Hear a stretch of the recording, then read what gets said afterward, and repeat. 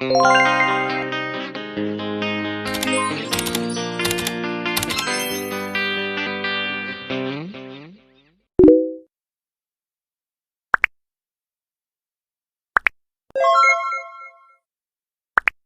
yang cerah, ada dua orang anak orang kaya berangkat ke sekolah menggunakan mobil mewah. Hai Mas Satpam, gimana kabarnya? Alhamdulillah baik. Pada keamanan itu kelihatannya pada ceria. Apa Satpam kepo deh? Kepo itu apaan? Dasar Pak Satpam desa Pak. Aku belajar kan orang desa, pada punya HP buat update. Namanya juga orang biasa, nggak kayak kalian punya segalanya. Baiklah. Mereka tiba di kelas dan bertemu dengan teman-temannya.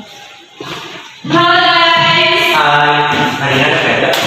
Kamu ini makanya belajar dong.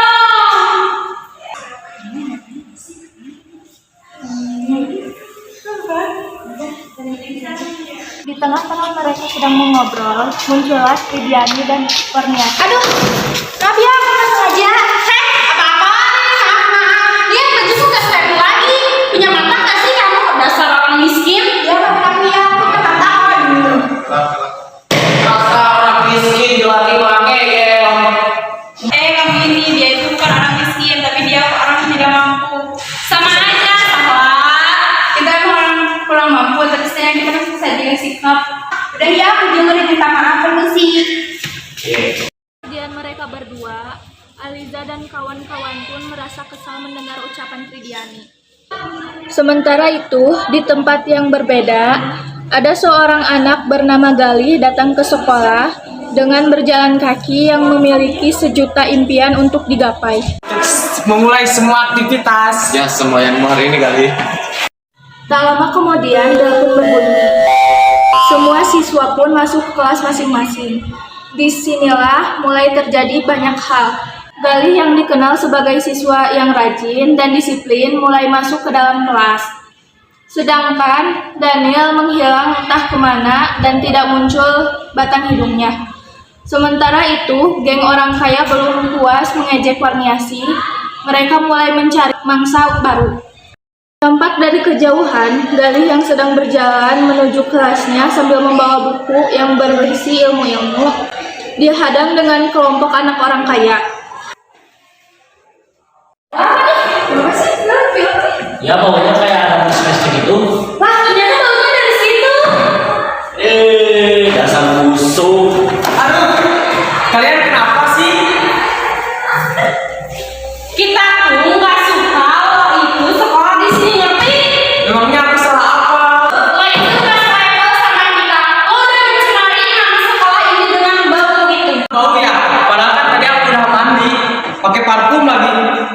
Harum kok. Indra penciuman kalian aja yang bermasalah. Kalau bilang, oh ya nih, lo nggak tahu pengguna siapa? Tahu kok, dia cuma orang jahat yang suka ganggu aku. Apa lo bilang? Bokap gue ini orang terpandang di sekolah, jadi lo jangan macem-macem sama gue.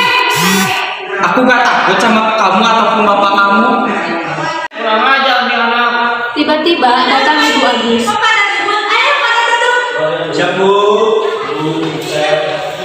Semua siswa pun masuk ke kelas dan guru Agis mulai menyampaikan materi seperti biasa. Dan pada saat semua siswa sedang mendengarkan guru Agis, secara tiba-tiba Aliza histeris berkata, Oh my god, ini lagi. Lo tau gak? Rupanya anak gue itu hilang. Yang belinya di Itali yang harganya ratusan ribu loh. Wah, rupanya malu hilang. Pasti ada yang ambil. Setelah pas, dulu diri yang ya bisa jadi, bisa jadi. Satu anak gak ada buktinya main gitu aja. Aduh, ada apa sih ini? Kok pada ribut? Ini bu, pulpen rumahnya aja ya. Pulpen aja diributin. Sudah, gak ada yang dibicarakan lagi. Ibu Agis pun kembali asalnya dan kemudian setelah itu Aliza pun rencana jahat untuk menjahati Daniel. Mulailah ia merencanakannya. Cek tasnya balik. Oke, siap. Saatnya kita beraksi. Ya, kita duduk di belakangnya. Udah kan? Setelah Salma pergi, barulah Aliza dan yang lainnya fraksi untuk Hei memutus. Gali, lo ambil pulpen gue ya?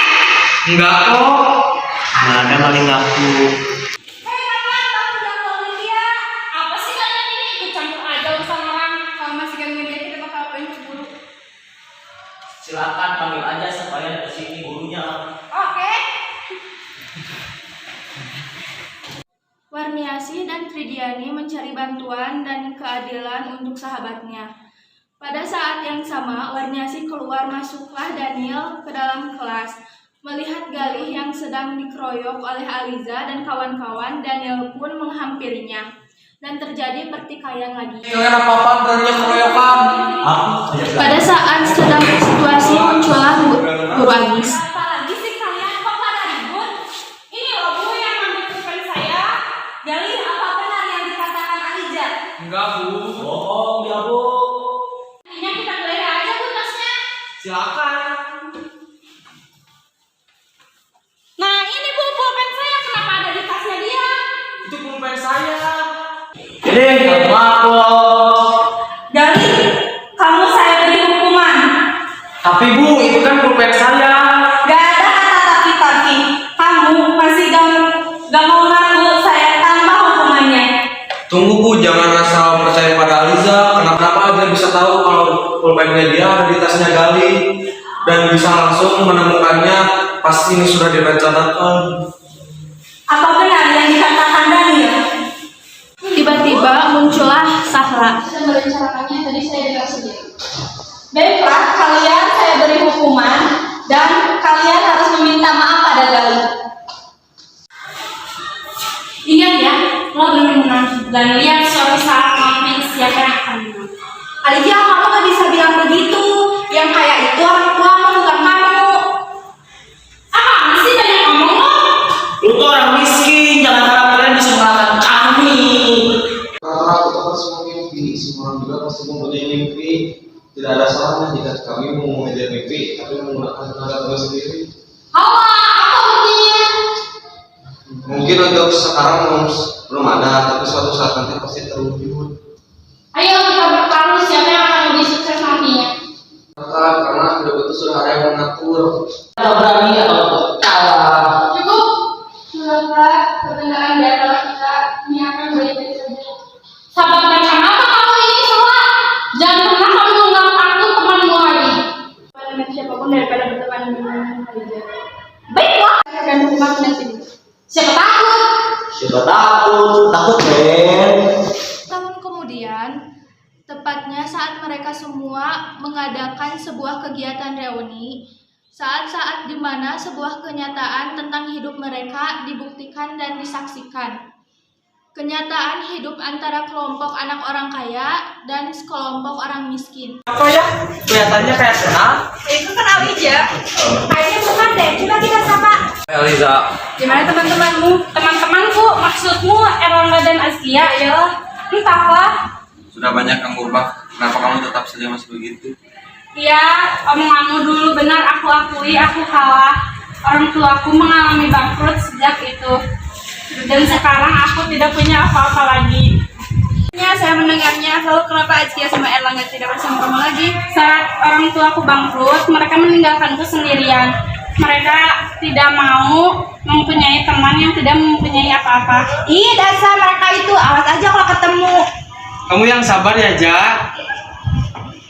Maafin semua kesalahan aku ya. Aku dulu sering berbuat jahat sama kalian. Mungkin kata maaf belum cukup untuk menghapus kesalahanku dan permintaan maaf ini. Kalian membalas perbuatanku. Kamu atas perbuatan yang kamu perbuat, kami semua sudah memaafkan kamu, biarlah Allah yang membalasnya. Tapi kami sudah memaafkan kamu. Terima kasih ya. Jadi aku merasa bersalah telah jahat sama kalian selama ini. Gak apa kok. Itu udah lama terjadi, biarlah berlalu. Sekarang kita buka lembaran baru saja. Sudah, kita di sini hanya untuk bersenang-senang. Ingat, ini bukan akhir dari segalanya. Kalau akhir dari segalanya itu kiamat namanya. Ini adalah awal dari semua yang kita akhiri dari masa lalu. Awalan dari sebuah akhiran. Terima kasih teman-teman. Orang tidak dapat dilihat dari berapa banyak harta yang ia punya. Akan tetapi, kesuksesan seseorang hanya dilihat dari usaha dan doa yang selalu dilakukannya. Allah akan memberi kesuksesan kepada seseorang bila seseorang itu terus berusaha dan berdoa kepada Allah. Lihatlah kisah Aliza. Dia adalah anak orang kaya yang sangat sombong akan harta dan martabatnya. Menghina dan menganiaya hati mereka yang tidak memiliki apa-apa seperti dia. Sombong, angkuh, dan sifat jahatnya membuat ia diberi cobaan oleh Allah. Orang tuanya mengalami kebangkrutan dan teman-temannya yang ia percayai pergi meninggalkannya. Bibir dari sebuah keberhasilan akan terlihat bila mana orang itu percaya akan keajaiban Tuhan yang Maha Kuasa atas segala sesuatu.